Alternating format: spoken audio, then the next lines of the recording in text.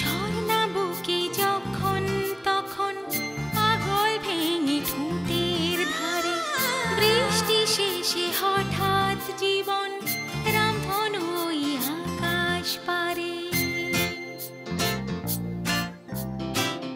একটা নদী সেই যে মেয়ে খেয়াল খুশি দুই কিনারে শান্ত হাওয়ায় আবার কখন ঝড় বাদলে ঢেউ বাহারে সে তো অবচ্ছন্দ কে জানে যাবে কত দূর মেঘ ভাঙার দূর মেঘ ভাঙার দূর মেঘ ভাঙার দূর মেঘ ভাঙার দূর। আসতে পারি?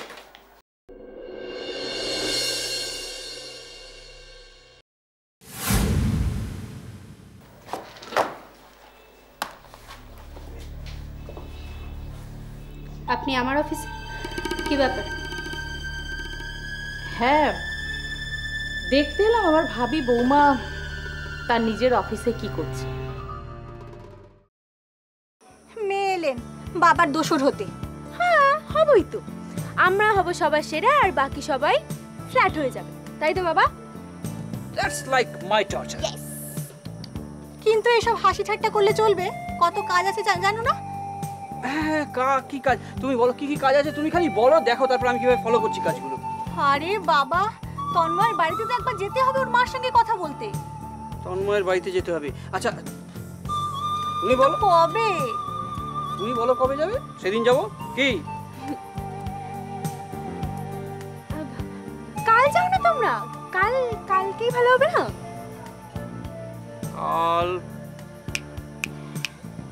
কাল ডান।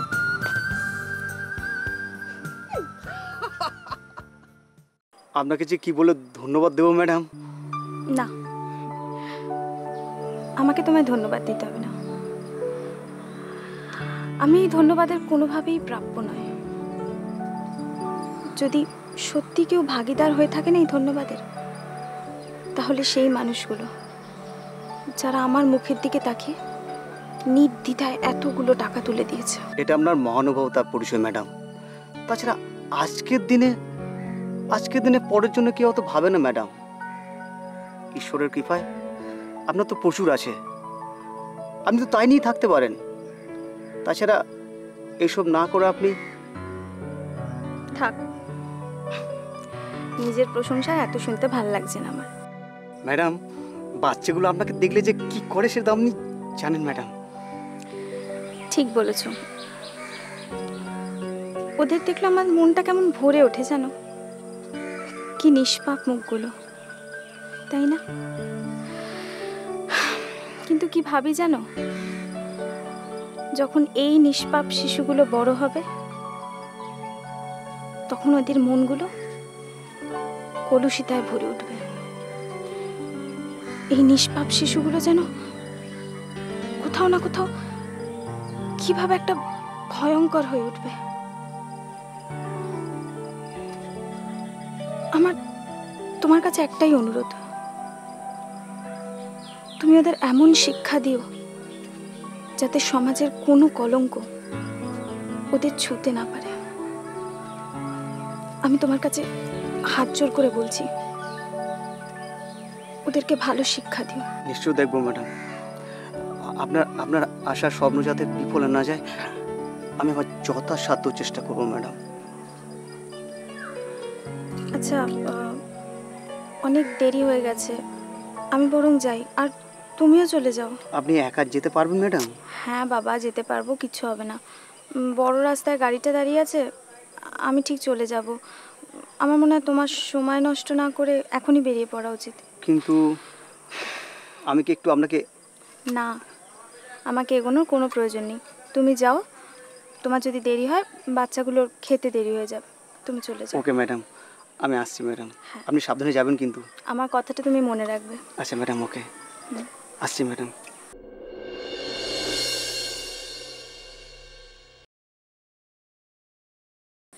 ভালো আছো?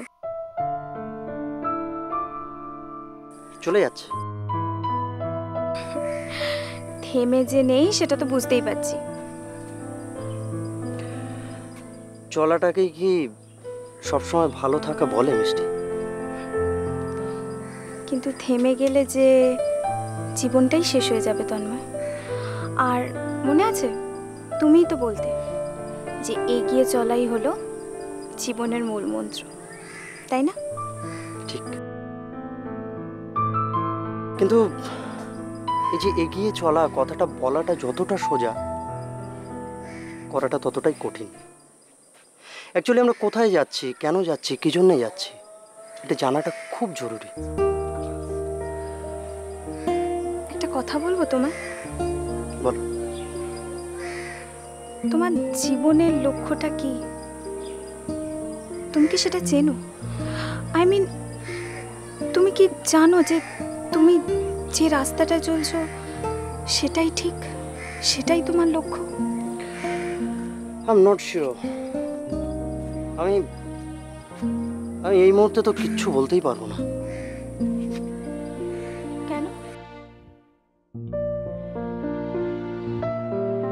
সব কেনর উত্তর কি সব সময় সবার কাছে মজুদ থাকে? সে তা বললে তো জীবনের সমুদ্রে তলিয়ে যাবে তন্ময়। তার মানে তুমি বলছো খড়কুটো ধরে বেঁচে থাকার কথা? হ্যাঁ, সেটাই বলছি। যাই হোক, আমার মনে হয় আমি তোমার অনেকটা সময় নষ্ট করে দিলাম। I am sorry. আমার এখন চলে যাওয়া উচিত এখান থেকে। বাই। আর একটা কথা, তোমার যদি কোনোদিনও আমাকে কোনোভাবে প্রয়োজন হয়ে থাকে না, তাহলে দ্বিধা বোধ করো না, আমার একটা ফোন করো। আমি সবসময় চেষ্টা করব যাতে তোমার বিপদে তোমার পাশে থাকতে পারি। বাই। চৌধুরীর কোম্পানি কোনোদিনও নাম্বার 2 পজিশনে আসবে না, and it's my challenge. Let me see তুমি কি করে আমার কোম্পানিটাকে নাম্বার 2-তে আনো। Okay, I accept your challenge. আর আমার চ্যালেঞ্জ হলো তন্ময়কে আমি কোনো হালেই আপনার হতে দেব না, আর তার জন্য আমায় যা করতে হয় আমি করতে রাজি আছি। You just wait and watch.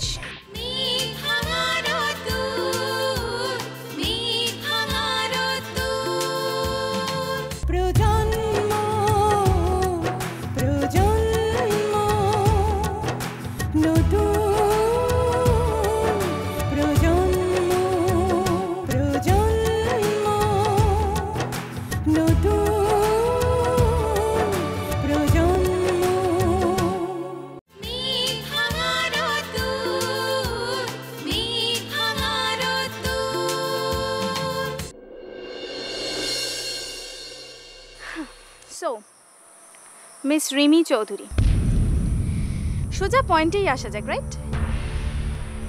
কি বলতে চাইছো কি তুমি? Uma, that's so easy. তুমি যতই চেষ্টা করো, তন্ময়কে আমি তোমার হতে দেব না। এত সহজ নয়। ঠিক আছে, তুমি আটকেই দেখাও না আমাদের বিয়েটা। How funny. তুমি কি ভাবছো তোমার বিয়ে আমি আটকাতে পারবো না? দেখা যাক। অফকোর্স দেখা তো যাবেই। And you know what Rimi, Tanmoy তোমাকে যতদিন চেনে না, তার থেকে অনেক বেশি দিন আমাকে চেনে। So what?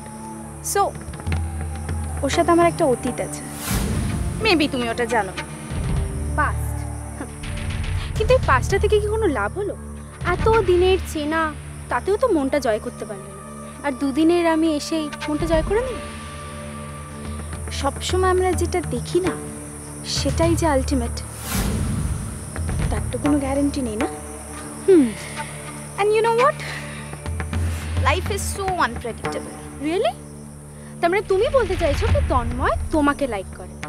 Really? Really like ফাইকের ব্যাপার তো পরে আসে। একটা কথা কান খুলে শুনে রাখো, আমি থাকতে তন্ময় তোমার হতে পারে না। মিষ্টি চ্যাটার্জি আটকাবে রিমি চৌধুরী। এক্সেলেন্ট। ওকে, লেট মি সি তুমি কি করে আমার বিয়ে আটকাও। একটা কথা মাথায় রেখো মিষ্টি, রিমি চৌধুরী কোনো দিনও কোনো কিছুতে হারেনি। আজকে এত কিছু করে আমি আমার কোম্পানিটাকে নাম্বার 1 পজিশনে এনেছি, আর তোমার মতন একটা দুদিনের যোগী আমাকে হারাবে?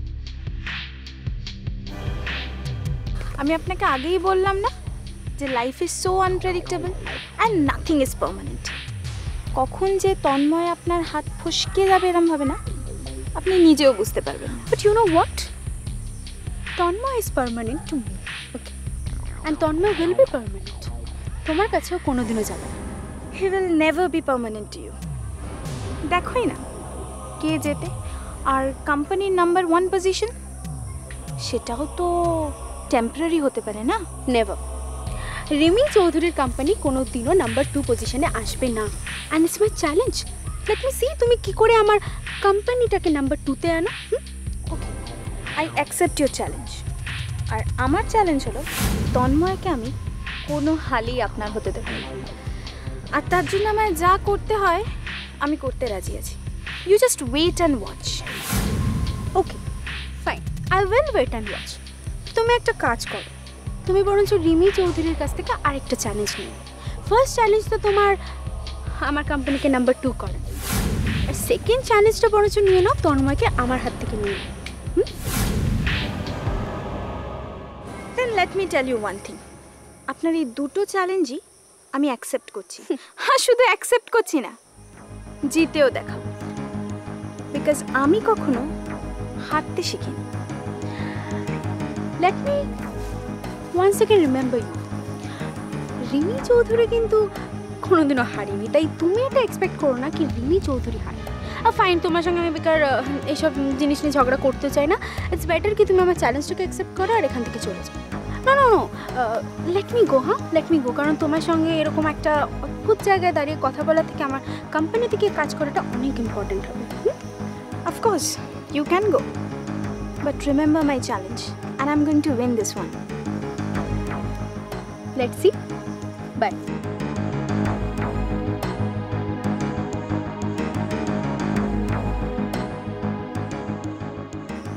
না, আমি যেটা ভেবেছি সেটা ঠিকই ভেবেছি। তন্ময়কে আমি আর দুঃখ দিতে পারবো না, কখনো না। আমি আমার সব পাপের প্রায়শ্চিত্ত করব।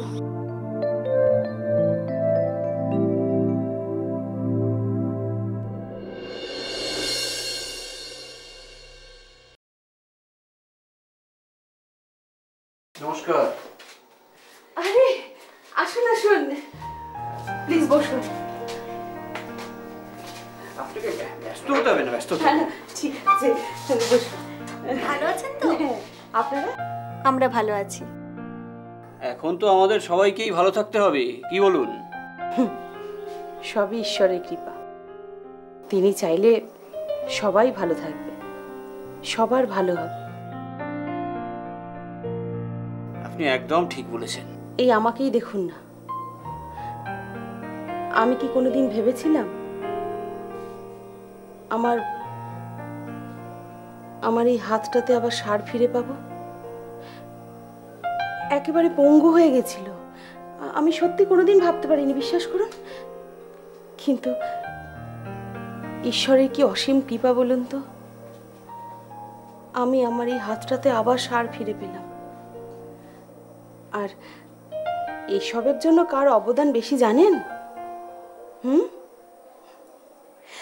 আপনাদের মেয়ে রিমির জন্য। না, আমার মেয়ে আর এমন কি করেছে? কি বলছেন দাদা? রিমির জন্যই তো আমি আজকে আমার এই হাতটা ফিরে পেলাম। আসলে কি জানেন তো, ঈশ্বরই বোধহয় রিমিকে আপনার কাছে পাঠিয়েছিলেন। এখানে রিমির কোনো কৃতিত্ব নেই, যদি কোনো কৃতিত্ব থেকে থাকে তাহলে তা ঈশ্বরের। তবু রিমির কাছে আমি চিরকৃতজ্ঞ থাকব। দেখুন ম্যাডাম, কৃতজ্ঞ থাকার কথা যদি বলতেই হয় তাহলে তো আপনার আর তন্ময়ের কাছেই আমাদের কৃতজ্ঞ থাকা উচিত। ছি ছি, এটা আপনি কি বলছেন? না না ম্যাডাম, ঠিকই তো বলছি। দেখুন, আমি কিন্তু অতীত ভুলে যাইনি। আমার রিমিমা ভুলে গিয়ে থাকতে পারে, আমরা ভুলিনি। না না, এভাবে বলবেন না। তন্ময়, এই একটা ক্ষেত্রে কিন্তু তুমি খুব ভুল করে ফেললে। তুমি খুব ভালো করে জানো যে রিমি চৌধুরী কোনোদিনও হারেনি আর হারবেও না। তুমি চিন্তা করো না, আমার মা আর বাবা অলরেডি তোমার বাড়িতে চলে গেছে আমাদের বিয়ের ব্যাপারে কথা বলতে। কি?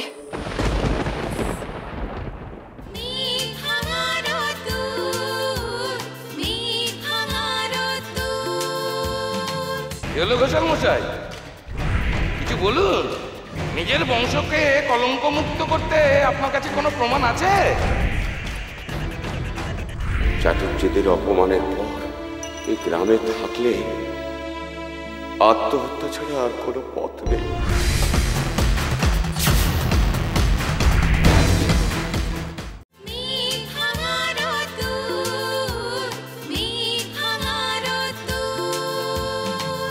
দেখুন, রিমি তো আর ইচ্ছে করে এটা করছে না, তাই না?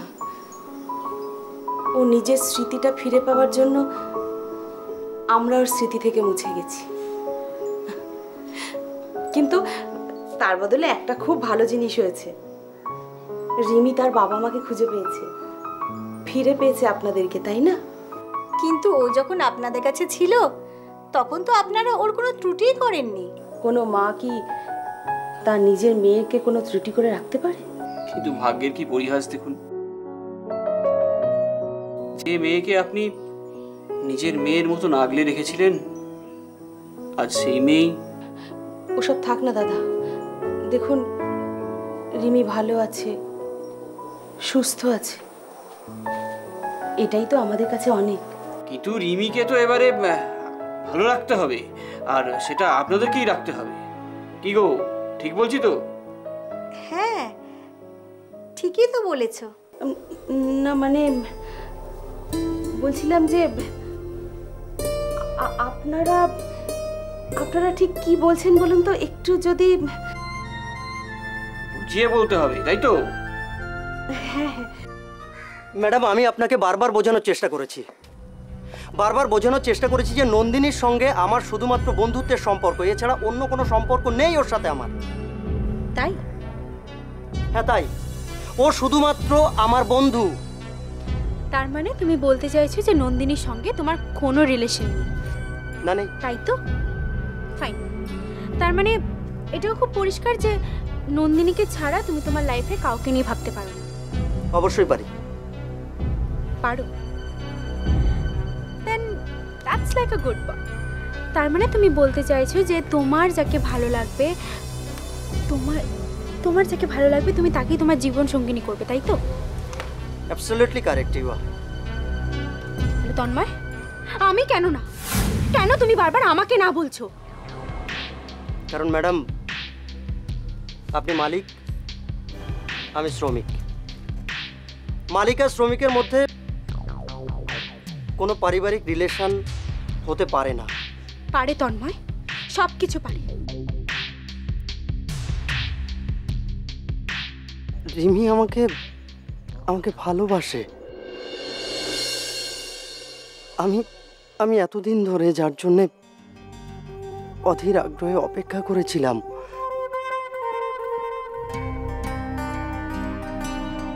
আমার লালি, আমার লালি, এই রিমি।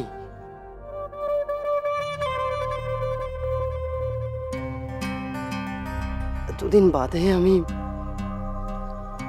লালিকে খুঁজে পেয়েছি,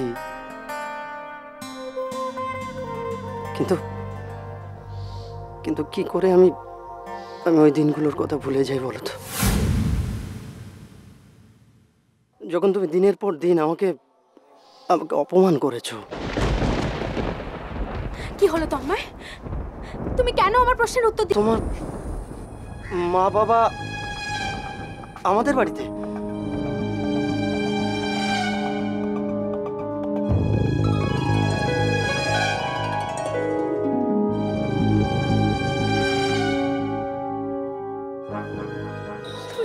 বুঝতে পারছো না, এই রিমি চৌধুরী আর আগের রিমি চৌধুরী নেই, অনেক চেঞ্জ হয়েছে, অনেক পার্থক্য আগের রিমি চৌধুরীর মধ্যে আর এখনকার রিমি চৌধুরীর মধ্যে। প্লিজ তোমার আর না করো না, একটা বার আমাকে বিশ্বাস করো,